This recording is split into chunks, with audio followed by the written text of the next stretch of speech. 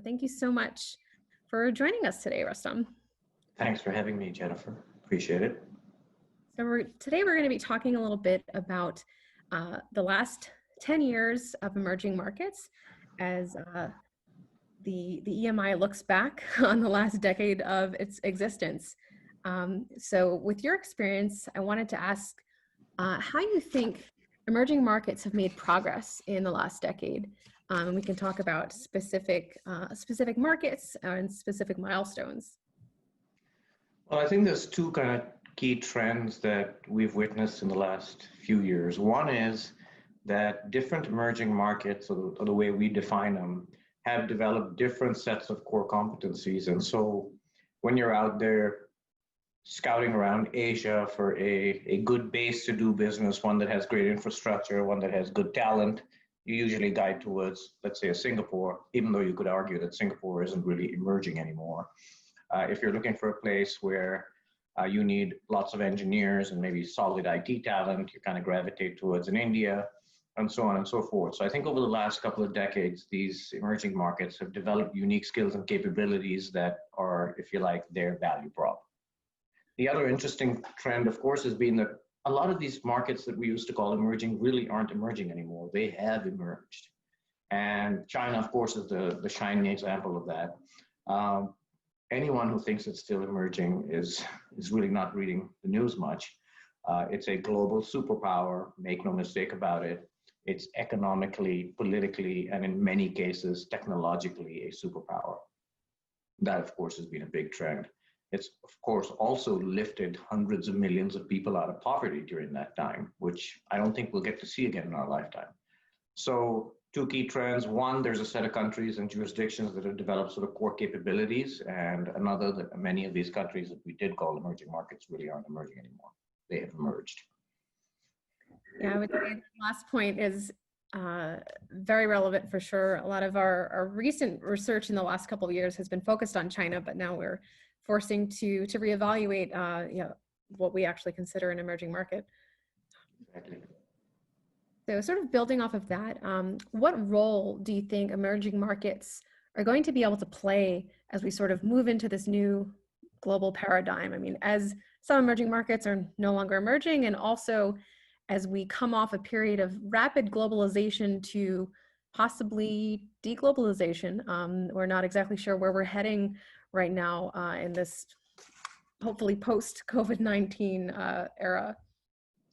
Actually, I think it'll be my sense is that there's going to be a new definition of what global looks like. And there's going to be two opposing forces. On the one hand, how different countries have come together to help each other during this crisis will perhaps form a new or renewed sense of collaboration across jurisdictions that was perhaps lacking in the last few years. So in that sense, there's perhaps going to be a little bit more globalization than we would have had in the last 5 years. Of course, on the other hand, because of the major disruptions to the supply chain as a result of the global supply chain as a result of COVID, you're going to find that a lot of these supply chains get rewired, sometimes moving to more localized jurisdictions in terms of sourcing product and services.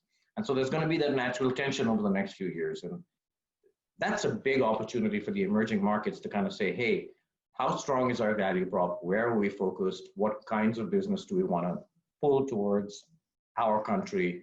And how do we position ourselves for success? So it's really almost a gift to the emerging markets to figure out how they want to drive success over the next few decades. So from thinking about the possibility of a new paradigm for emerging markets, what do you think that means for the Emerging Markets Institute in terms of research or education and engagement as we try and navigate these changes? We may want to start off by perhaps rebranding, because I think, to tell you honestly, the term emerging markets is maybe a little bit tired at this point.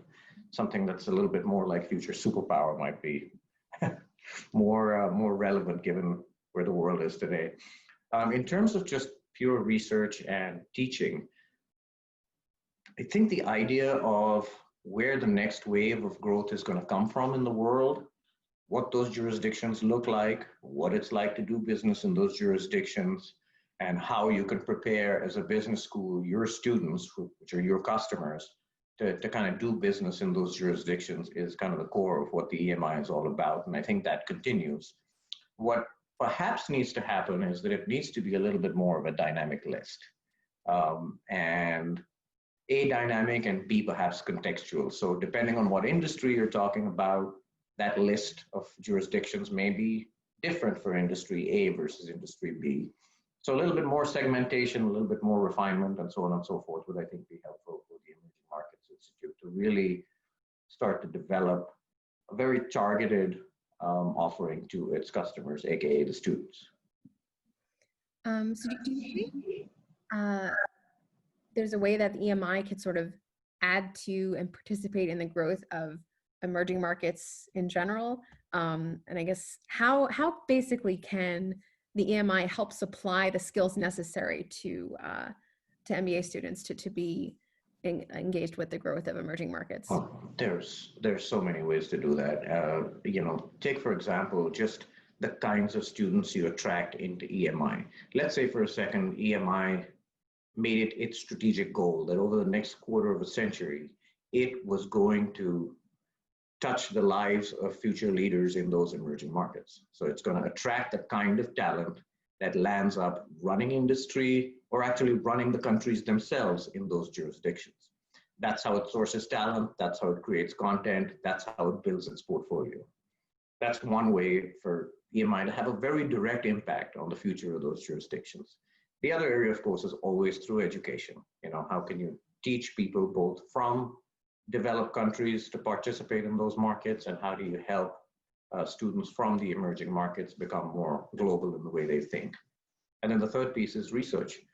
How can we, as the Emerging Markets Institute, offer insight and analysis into where the world is today and where it's going in the future? Mm-hmm. Yeah, so as an alum, I was wondering if perhaps you could speak to how education at Johnson and the EMI has sort of changed in the last decade, and perhaps... I can't speak to decade, I can speak to 25 years.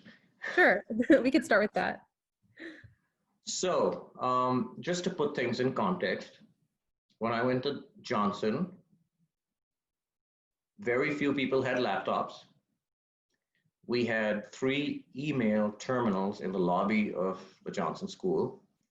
Nobody had email at home, so you had to stand in line to check email, hoping that somebody would invite you for a recruiting interview.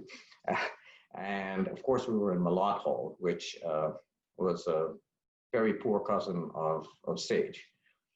And so how have things changed? Technology has fundamentally changed how students learn, both in terms of the contents of the course material itself, but also, in terms of how they learn physically, and especially during these COVID times, right? I mean, remote learning was always this thing that was kind of out there and ethereal and nobody really took it seriously, but here we are, online learning is real and it's global. That's amazing.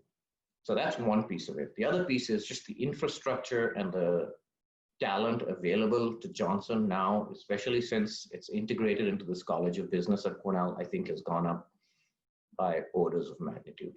And so I feel really good about where Johnson is right now, even relative to where it was 25 years ago. Great. And how do you think education at Johnson could change we talked a little bit about addressing a more globally minded education. Do you have any suggestions or predictions?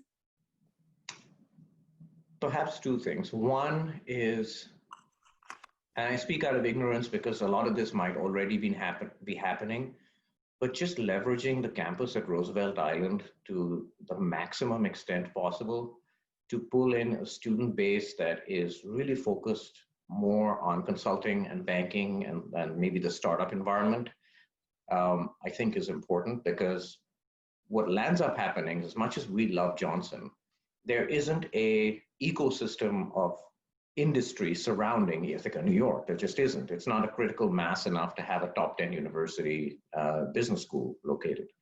And so leveraging the hell out of the Roosevelt Island campus, Cornell Tech, I think is just one key area of opportunity. Again, speaking out of ignorance, I don't know how much of that is already happening. Some of it I'm sure is. The other piece is the Johnson's role in global education. You know, how can it replicate its on-campus experience in Ithaca, New York, to something that's a lot more global, either through alliances or new campuses, or even through virtual education? I think is another area that could really separate it from the pack. Great. So, so those are all the questions that I had prepared. But I was wondering if you had any other thoughts looking back, you know, on the Emerging Markets Institute over the last decade, or any parting words as we move sort of into an uncertain future. Obviously, the future is always uncertain, but I think people are feeling it a little bit more right now. I think it's an uncut jewel, really, the Emerging Markets Institute, and that there's so much more that it can do. Under Lourdes's leadership, it has really come a long way in the last few years, and I think the direction that she set it on is going to help continue to make it more relevant, more competitive, more enticing for students to come join and participate and both study and do research and so on and so forth. So I'm very, very optimistic about the future of this institute. Thanks to all of you for doing what you do to make it successful. Yeah, well, thank you for being a fantastic alum and involved in the Emerging Markets Institute. Lovely talking to you, Jennifer. Take care. You as well.